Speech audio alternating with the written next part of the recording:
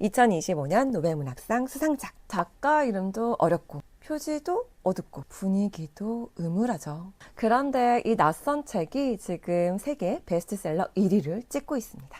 그래서 오늘 영상에서는 왜 이 책이 노벨문학상을 받았는지, 어떤 사람에겐 추천하고 어떤 사람은 절대 보면 안 되는지, 줄거리, 명대사, 그리고 이 소설 원작으로 만든 영화 이야기까지 이 내용을 한번 총정리해 드릴게요. 작년 한강 작가님 수상 이후로 이제는 매년 기다려지는 연례 행사가 되어버린 노벨문학상 수상식. 이번 수상자는 크리스너 호르커의 라슬로. 사실 이름도 굉장히 어려운데요. 동유럽에서는 굉장히 유명한 작가라고 해요. 특히 최근에 맨부커상을 받기도 했거든요. 국내에서도 알마 출판사에서 시리즈로 번역하고 있을 만큼 매니아적 인기가 탄탄한 그런 작가님이라고 할 수 있어요.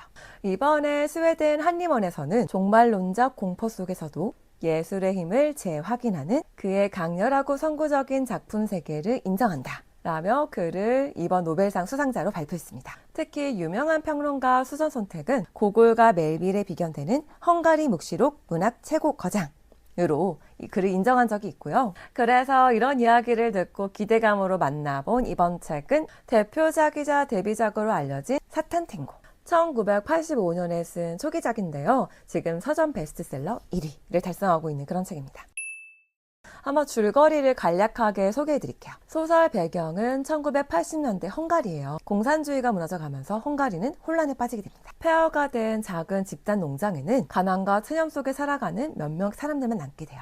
그들은 매일같이 취해서 서로를 욕망하면서 하루하루를 근근하게 버티게 됩니다. 참고로 이 소설은 등장인물이 정말 많아서요. 누가 주인공이라고 말하기가 조금 애매하긴 해요. 어찌됐건 그렇게 근근히 살아가던 어느 날 마을이 오랜만에 활기를 띠게 됩니다. 바로 과거 농장을 재난에서 구해낸 메시아 같은 존재가 다시 마을에 온다는 소문이었어요.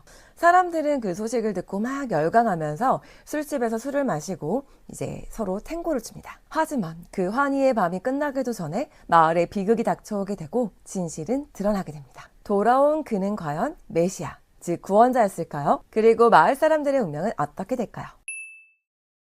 사실 모든 책은 호불호가 갈리죠. 그런데 이 책은 정말 진심으로 갈릴 것 같습니다. 역시 괜히 노벨문학상 수상작이 아닌 것 같아요. 그래서 먼저 이 책이 정말 취향이 아닐 것 같은 사람 한번 이야기해 볼게요. 첫 번째, 줄 바꿈 없는 문장 보면 숨 막히는 사람. 책을 딱 펼치는 순간 활자가 폭풍처럼 덮칩니다. 문단과 문단 나눔, 그런 거 절대 없어요. 그냥 까만 활자 바다예요. 저는 지금 책이 다 품절이어가지고 어쩔 수 없이 전자책으로 읽어봤는데요. 정말 눈이 너무 아파서 죽는 줄 알았어요. 전자책 비추입니다. 두 번째는 바로 힐링 소설을 좋아하는 사람이에요. 이 책은 수면제나 혹은 안정제가 아니에요. 오히려 악몽제족이고 되게 비극적입니다. 그래서 감동보다는 충격, 허무의 감정이 덮치기 때문에 밤에 읽기에는 별로 좋은 소설은 아니고요. 또 한국식 힐링 소설을 좋아하신다면 재미없으실 거예요. 세 번째, 열린 결말을 싫어하는 사람. 이 책의 특징을 꼽자면 순환적이에요. 1부는 1장부터 6장까지 이렇게 순서대로 나아가지만 2부 같은 경우는 반대예요. 6장에서 1장으로 역순으로 나아가게 되거든요. 결국 처음으로 돌아가며 반복되는 구조라고 할 수 있습니다. 반대로 추천하고 싶은 사람도 3명 꼽아볼게요. 먼저 노벨문학상 수상작이 궁금한 사람이에요. 한국식 단짠단짠 감독보다는 세계문학의 깊이 있는 감동을 원하시는 분. 대중적인 책보다 고전의 밀도를 선호하시는 분이라면 이 책을 읽으면 바로 이 책이야 하실 거예요. 두 번째, 절망을 견디며 단단해지고 싶은 사람. 이 책은 엄청나게 절망적이고 고통스러운 책이에요. 이 세계에 희망 따위는 없어 라고 말하는 그 냉혹한 현실을 마주하게 해주는 책입니다. 그래서 진짜 가볍게 읽을 수 있는 그런 소설은 아니고요. 절망의 밑바닥까지 따라가 볼 수 있게 만들어주는 그런 책이에요. 세 번째는 철학적인 소설을 좋아하는 독자입니다. 특히 인간이란 무엇인가? 라는 질문에 아주 환장하는 사람? 혹은 소설이란 무엇인가? 어떤 쓰임이 있는가? 이런 질문을 좋아하는 사람. 이 책은 줄거리를 즐기기보다는 인간 본성을 직접적으로 묻는 그런 책이거든요. 읽다 보면 인간의 어두운 마음이 하나둘씩 해체가 되면서 나 자신의 깊은 심연을 마주보게 만들어주는 그런 책입니다. 사실 이 책을 딱 펼쳤을 때 진짜 고민했어요. 이거를 끝까지 읽을 것인가 말 것인가 너무 재미가 없는데 이게 문장 길이가 굉장히 길고 쉴 틈이 전혀 없습니다. 가독성이 굉장히 낮고요. 초반에는 인물 묘사가 아주 쏟아지거든요. 그래서 스릴러나 혹은 추리소설처럼 팡팡 터지는 전개를 좋아하시는 분들이라면 이 책 너무 힘들어 하실 수 있어요. 하지만 꾹 참고 읽다 보면은 재미가 어느새 찾아옵니다. 저 같은 경우는 의사가 등장할 때부터 굉장히 재밌어졌고요. 다른 분은 이제 소년이 나오게 되는데 그 소년 이야기부터 정말 재밌으셨다고 하더라고요. 정말 읽을수록 감칠맛이 나는 그런 책이어서 중간에 끊기가 굉장히 힘든 그런 책입니다. 한마디로 얘기하자면 압도적이고 강박적이며 잔인할 만큼 인간의 비극에 아주 솔직한 그런 책이에요.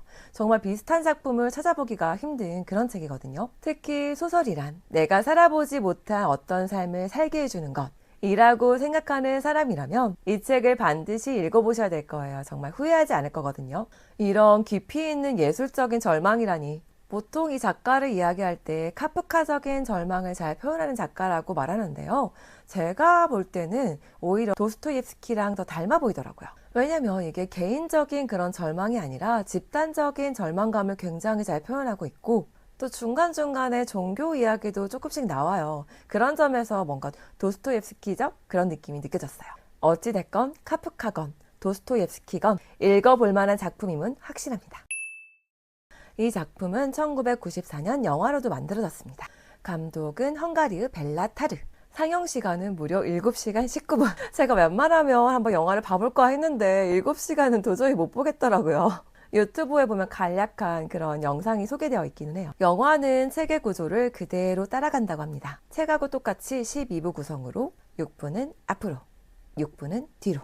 카메라는 거의 움직이지 않고 롱테이크로 인물들의 절망을 집요하게 따라간다고 해요. 평론가들은 이 영화를 두고 이렇게 말했습니다. 이건 보는 영화가 아니라 체험하는 영화다. 매 장면이 썩어가는 아름다움이다. 그래서 잔잔하면서 묘하게 느린 영화를 좋아하시는 분들이라면 영화를 보는 것도 괜찮을 것 같아요. 저는 도저히 자신은 없습니다. 그럼 마지막으로 명대사를 한번 좀 소개해 볼게요. 그는 자신이 무력하며 점령해오는 몰락을 혼자서는 절대로 저지할 수 없다고 느꼈다. 아무리 애를 써도 모든 것을 파괴하고 소멸시키는 힘에 맞설 수는 없었다. 그럴 능력이 없었다.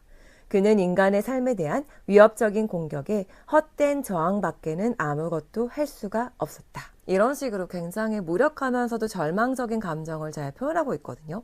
읽으면서 정말 인간의 그 무기력함이라던가 아무것도 할 수 없는 그 부자유스러운 그런 느낌이 많이 느껴져가지고 좋았습니다. 두 번째로 소개해드릴 문장은 이 책의 제목과 똑같은 사탄 탱고 그 장이에요. 1부 6장입니다.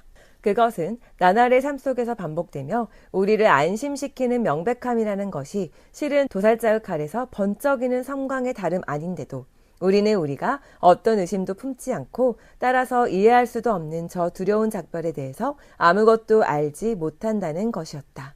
구원의 손길, 도망칠 가능성 같은 건 없었다. 너무 절망적이지 않습니까? 도망칠 가능성이 없대요. 이제 세 번째는 2부에 관한 이야기예요. 지금껏 머물러 살 용기가 없었던 것처럼 지금도 떠날 용기가 없었다. 짐을 싸면서 그는 모든 가능성을 도둑맞고 하나의 덫에서 빠져나와 또 다른 덫에 걸릴 것만 같은 예감에 휩싸였다. 그는 기계실과 농장에 갇힌 죄수였지만 이제는 미지의 위험에 자신을 맡기려 하고 있었다. 이 책은 이렇듯 위로 책은 절대 아니에요.